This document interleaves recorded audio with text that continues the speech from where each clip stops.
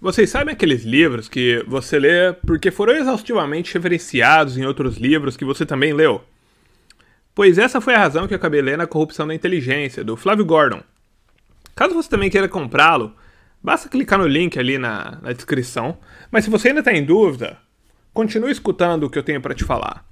Bem, o livro é rico em conteúdo. Logo de início, o autor introduz ao leitor conceitos como a hipótese trifuncional de Georges Dumézil sobre a origem do poder dos povos indo-europeus, ou seja, toda a civilização ocidental e mais um pouco. E nessa hipótese, o poder irradia de três fontes: poder político-militar, que pertence historicamente aos nobres e guerreiros; o poder econômico, dos produtores e comerciantes; o poder ideológico-cultural, que ao longo da história teve associado aos sacerdotes, clérigos e intelectuais. E esse poder é, por sinal, menos enfatizado e menos estudado, talvez até de maneira proposital, em tempos recentes. Após essa explicação, o Flávio traça um paralelo interessante entre Lula e Hitler, algo que poderia ser para lá de clichê, mas no caso dele não é. Pelo contrário, a comparação que o Flávio faz tem um embasamento ímpar. Tanto o ditador alemão quanto o ex-presidente não alcançaram as esferas mais altas do poder por serem excepcionais oradores ou estrategistas, mas sim por serem representativos. Cada um deles foi a personificação perfeita do que Ortega y Gasset definiu como o homem-massa. Outro conceito apresentado no livro é sobre a elite intelectual e como ela é distanciada do cidadão comum.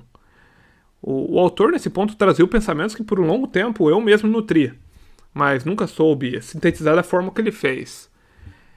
É fácil notar o desprezo de jornalistas e artistas globais pelo povo. E nesse ponto eu vou citar o próprio autor, o próprio Flávio. Abre aspas.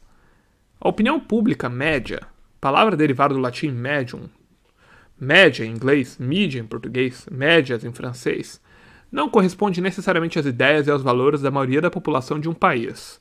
No Brasil, por exemplo, resta claríssimo que aquela média está totalmente descolada do grosso da população, cujos valores tendem a ser conservadores, religiosos e tradicionalmente moralistas.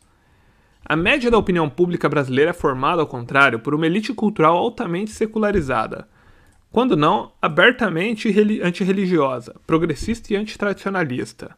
Essa elite tem, de certo, o seu próprio moralismo, o politicamente correto. Isso explica o aparente paradoxo de um grupo de pessoas que, gostando de se autorrepresentar como aliadas dos pobres e dos necessitados, nutrem um mal disfarçado desprezo pelos valores destes, que no fundo julgam ignorantes, atrasados e reacionários. Fecha aspas. Os intelectuais brasileiros têm sido dessa forma, como explicou Daniel Pecot, elite quando necessário e povo quando conveniente.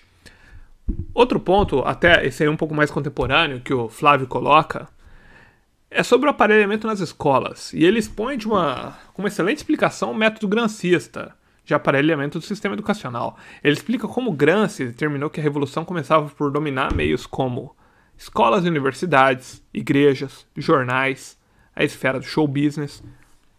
E uma vez dominados esses meios, também chamados de aparelhos privados de hegemonia, o sistema ideológico envolveria o cidadão por todos os lados, desde a infância e o universo escolar, até mais tarde na igreja, no exército, na justiça, na cultura, nas diversões, sem a menor trégua.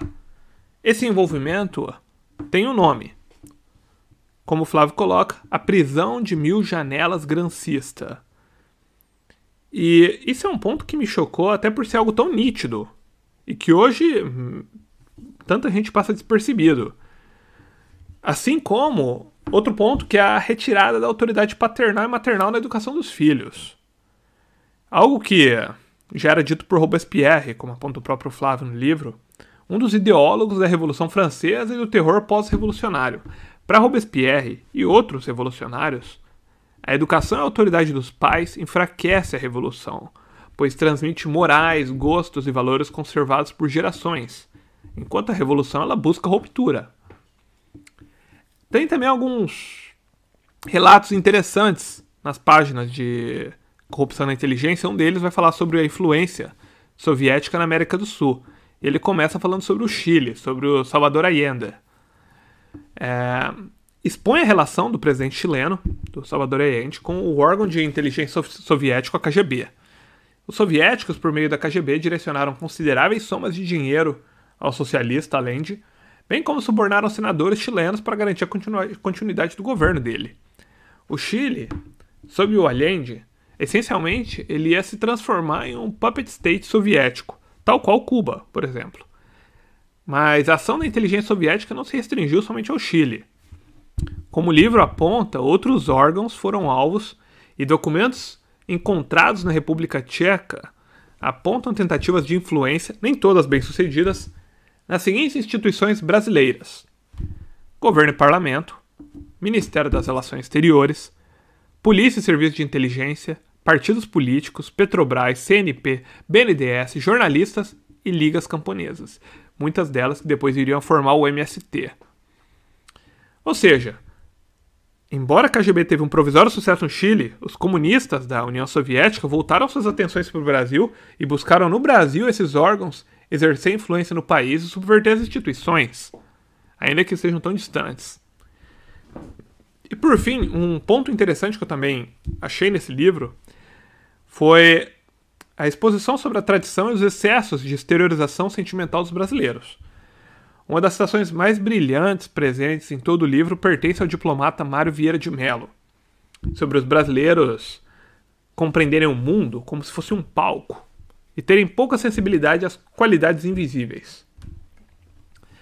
Abre aspas. O brasileiro de nossos dias é pouco sensível às qualidades da alma, que são menos óbvias.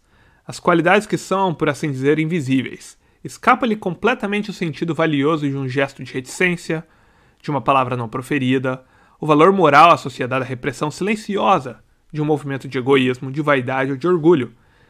A exteriorização dos sentimentos parece constituir, para ele, para o brasileiro, a garantia única de que tais sentimentos existem.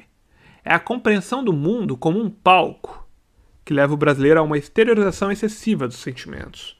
Exteriorização que, muitas vezes, não é possível levar a efeito sem uma certa insinceridade. A concepção do brasileiro de bondade, de generosidade, de cordialidade, não é nem falsa, nem sincera. É estética.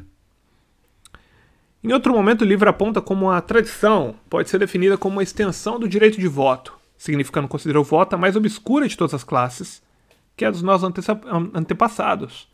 Como disse G.K. Chesterton, a tradição é a democracia dos mortos. É a tradição que se recusa a submeter-se às pequenas e arrogantes oligarquias dos que apenas calham de estar andando por aí.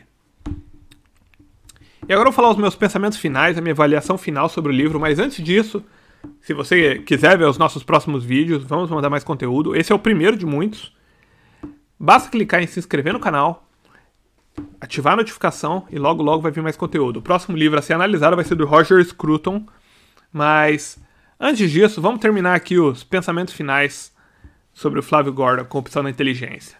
Bem, o autor, ele se vale de anos de experiência e convivência no idiotizante meio universitário brasileiro, e mais especificamente no pior dos círculos deste meio, que são as ciências humanas. E o Flávio expõe a responsabilidade dos nossos intelectuais na destruição da nossa autocultura, seguindo o projeto marcusiano de demolição dos alicerces morais da sociedade. Se você quiser saber quem vai ser o Marcuse, quem foi o Marcuse, espera pelo nosso próximo vídeo, que vai ser a avaliação do livro do Roger Scruton. Bem, voltando, existem algumas ressalvas que podem ser feitas quanto ao livro do Flávio Gordon, principalmente quanto a certos termos usados fora do significado original. Mas o livro merece 5 estrelas, numa escala de 0 a 5, não somente pela coragem do autor, mas também pela extensa bibliografia usada para fundamentar o contexto histórico que levou ao estado degradante das universidades e da cultura brasileira. Então é isso, 5 estrelas, vale a pena comprar A Corrupção da Inteligência de Flávio Gordon. Até a próxima, um abraço.